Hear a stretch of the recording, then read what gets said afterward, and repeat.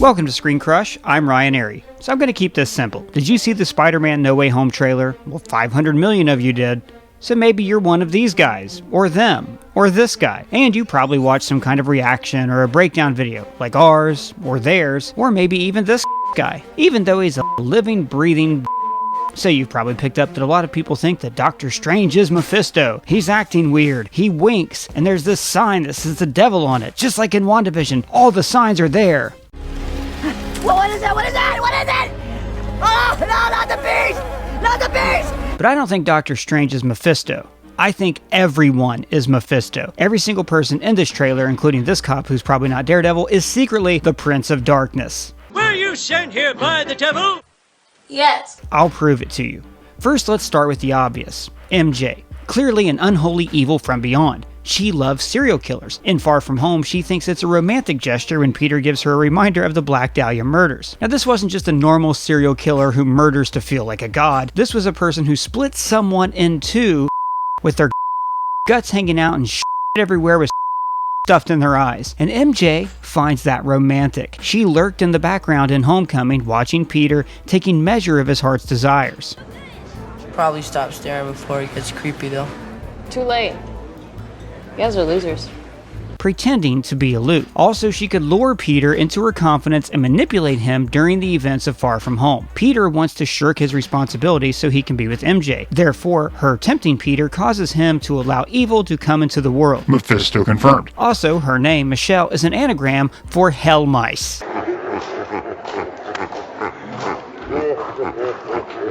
Happy Hogan, obviously an incarnation of Lucifer. He was Tony Stark's body man for years and was by his side during decades of debauchery, alcohol abuse, and neglect. He lured God knows how many innocent young women into Tony's web of lies. Can I ask you a couple of questions? She's cute. She's alright. Happy was alongside Tony Stark to prevent him from reaching his full potential and achieving good in the world. Only when he was not by Tony's side in Afghanistan did events occur that would make Tony into a good man. And then, in Spider-Man Homecoming, Tony asks Happy to look after Peter. And what does he do? Pushes him off and ignores him. I'll call you back. Feel free not to. And in Iron Man 3, Happy fakes his own death and hospitalization just so Tony will get pissed off, tell the Mandarin his address, hoping that he would be killed in the blast. Because he was trying to lead Peter astray, to force him into making mistakes and getting killed. Also, Peter could be out of the way and he could propel his lust-starved human form onto this very attractive Aunt May. Seriously, at any moment in Homecoming, Happy could have paid a small amount of attention to Peter and prevented all of the conflict in the movie. Happy, it's Ned. Who? I'm an associate of Peter Parker. He has something very important to tell you. You gotta be shitting me. They ask you how you are, and you just have to say that you're fine when you're not really fine, but you just can't get into it because they would never understand. But he doesn't because he wanted Peter to fail. Then, in Far From Home, Skrull Fury gives Peter the Edith glasses. Now, most fans pointed out that it was ridiculous of Tony to leave the glasses to Peter because he's just a kid in high school, someone you can't trust to carry out a drone strike because, well, you saw it in the movie. Target is Brad Davis. Initiating strike. Initiating what now? Now, do you really think that Tony Stark gave the glasses to Fury? No, he would have given them to Pepper or Happy. So Happy, actually Mephisto, gave them to the Skrull Fury to give to Peter, knowing that Talos wouldn't really question it because he wanted to keep up his cover. So why didn't Happy Mephisto just give Peter Edith to begin with? Because Peter would have asked Happy for more specific instructions, whereas fake Fury would just say, Stark wanted you to have these, and he wouldn't say anything else to blow his cover as Fury. Stark left these for you. Irrefutable proof that Happy Hogan was actually Old Scratch himself. Oh, so then why does he show up and help Peter in the end? For the same reason he manipulated Peter into giving the glasses to Beck, because at the end of all of this, Peter ended up with his identity revealed and seeking out the help of Doctor Strange, who of course is also an incarnation of the great Satan himself with horns and a bifurcated tail. And I'm not saying Doctor Strange is suddenly Mephisto in this trailer. He's always been the Lord of Flies himself, disguised in the skin of an arrogant Manhattan surgeon with a not very believable American accent. He finally needs me, another drag of humanity for you to work on. I have no clue what you just said, but hell yeah, man, I'm gonna speak my truth. Fact, Strange was arrogant and practiced medicine only for glory. Mephisto confirmed. Fact, his hands were shattered in the accident, an accident that he faked to create the illusion of desperation to learn all of the Ancient One's secrets and gain possession of the Time Stone. Fact, Mephisto then used his guise as the Sorcerer Supreme to take down any opponent who could challenge him. He used the Time Stone to lock down Dormammu. He essentially tortures Dormammu with boredom to get him to leave reality alone, and who's better at torturing than the great Hasatan the Opposer made flesh? Mordo recognized that Stephen is using an unnatural power and ends the movie trying to muster forces against the Prince of Darkness. Why are you doing this? Because I see at long last what's wrong with the world.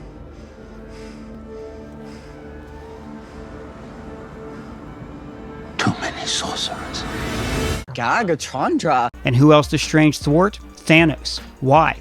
Maybe he didn't want half the life in the universe to come to hell so quickly because there were too many souls to torture at once? Nah. Maybe he didn't want Thanos' godlike power to challenge his? Guess again. Mephisto Strange manipulated events specifically to remove key heroes from the playing board. As we've already seen, when he was disguised as Happy Hogan, he tried to keep Tony all sinned up. So, once Tony became a hero, Strange concocted a ridiculous story about where only 1 in 14 million times they won, and that one time involved a rat randomly hitting numbers on a keyboard just at the right time. Seriously, do you really think that in any of those millions of possibilities, Strange couldn't have just used his sling ring to cut off Thanos' hand? Or that he couldn't have ported everyone to Wakanda to work out a takedown strategy like they used in Endgame? Strange was clearly evil all along. What? But it doesn't stop there. You know who else is Lucifer, Morningstar, the brightest star of heaven, the fallen angel who was once counted among the Lord's high lieutenants? Aunt May. Think about it. If she were Mephisto, then she would have known all along that Peter was Spider-Man. And she would have delighted in torturing him by pretending he was keeping a secret. How many times do I have to say larb before you talk to me? You know I larb you. And look at Peter's room in Civil War versus his room in Homecoming. In one movie, he's a dumpster diver, and the next, he's got all these upgrades? How? Aunt May is the master of the coin, the prince of greed, the embodiment of evil, Mephisto. And when she finds out that Peter is Spider-Man, what does she do? She immediately uses his status and fame to raise her own status in the community. And thank you, Spider-Man, and he'll be right back out to take photos and videos. Thank you. And it's mind-boggling that Aunt May is so supportive of her teenage ward, placing himself in life-endangering circumstances. There's no way that any stable guardian would allow their child to gallivant around the world, nay, the universe, with damaged billionaires with daddy issues. Peter actually died. She's an extremely poor caretaker and thus must be Mephisto. And how else could she suddenly be so hot? But do you know who else is obviously the son of perdition leading weary souls down the left-hand path? Ned. Ned is Mephisto. Now, I know you think I'm joking, but please hear me out. I got this. We all should have guessed this one from the start. So let's assume that Ned always knew that Peter is Spider-Man, and he would have known because he is the shadow of the light of heaven. What's the first thing he does in these movies? Appears as Emperor Palpatine, the devil of Star Wars, to tempt Peter into leaving behind his superhero life for a life of childish playthings. Toys, if you will. He appears to Peter on his shoulder, much like a cartoon devil, tempting him. Join me and together we'll build my new Lego Death Star. What? So lame. Throughout Homecoming, Ned is constantly urging Peter to break the rules and place himself in danger. Badass. But how are you gonna get there if it's like 300 miles away? He helps Peter to hack the suit, placing him in further danger. Jenna? He tells him about the training wheels protocol, which begins the rift between Peter and Tony. Training wheels protocol. I don't need training wheels. Sick of him treating me like a kid all the time. Now, Ned does guide Peter later in the movie, giving him directions. But come on, he didn't actually think a teenager without his super suit would defeat the Vulture. Ned Mephisto was trying to lead Peter to his death. It backfired, but Pete was never the wiser. And when Ned is finally caught in the lab, what does he say? I'm looking at porn. Filthy, bad, filthy boy, filthy, smut-watching boy. Also, in the comics, Ned is a villain, the Hobgoblin. Well, wait, they changed that, but he was for a little bit. In Infinity War, Ned intentionally causes a panic distraction on the bus to help Peter get away. Holy shit. We're all gonna die! There's a spaceship! Because he figures that Peter will eventually get himself killed, which he does. Then look at Far From Home. Instead of offering Peter counsel and comfort, he uses his devilish powers to seduce poor Betty into his web of lies.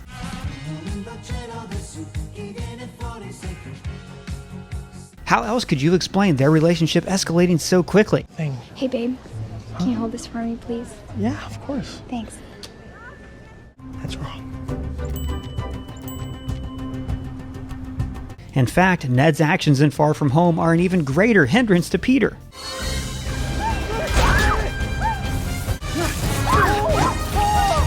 So, Ned is obviously the evil wicked walker that haunts men's hearts. Wong, obviously Mephisto. Remember this?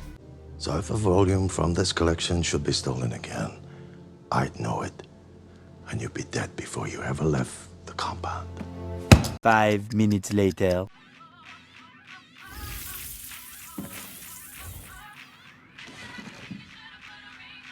Wong was a shitty librarian on purpose, hoping Strange would take books and hasten the end of the world by screwing with the time stone. And then later he discourages Strange from using the stone against Dormammu. You weren't manipulating the space-time continuum, you were breaking it. He does not help out in Infinity War, Sanctum remains unguarded. even though he could have, I don't know, teleported everyone to the same spot, or helped to hide the gems in another dimension, gathered the sorcerers to fight Thanos. No, he just abandoned everyone to go eat ice cream. In Shang-Chi, he's also friends with a villain, the Abomination, and the two of them are gambling and running a seedy grift. Why? Because he's f***ing Satan, that's why. And in the No Way Home trailer, he tells Strange, Strange, don't cast that spell. It's too dangerous. obviously using reverse psychology to get him to cast the spell and set his plans into motion. But don't let me stop there, the trailer has even more incarnations of the King of the Bottomless Pit, this lawyer. As we learned in The Devil's Advocate, lawyers are all secretly the devil, and if you're a lawyer, then you know what I'm talking about. This cloud of sand that's maybe Sandman, clearly an incarnation of the serpent of old, this pumpkin bomb, the father of lies, and this lightning bolt is obviously a form of Abaddon the Destroyer, Dr. Octopus, a beast with many crowns manifested as electric arms. But you won't believe who is the most obvious incarnation of Mephisto, Peter f***ing Parker. Peter has actually been the Tempter, the fallen star, the wicked one all along. His origins, never explained. His powers, never explained. He exists to be a foil to Tony Stark. I just wanted to be like you. And I wanted you to be better.